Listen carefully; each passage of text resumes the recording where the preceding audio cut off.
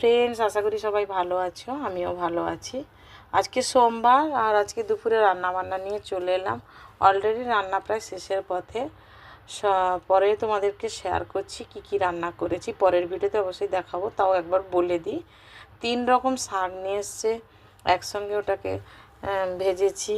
আর মুসুরির ডাল করেছি, আর আলু সেদ্ধ দিয়েছি মেয়ের জন্য। আর এই যে চিংড়ি মাছের মানে কষা কষা একেবারে।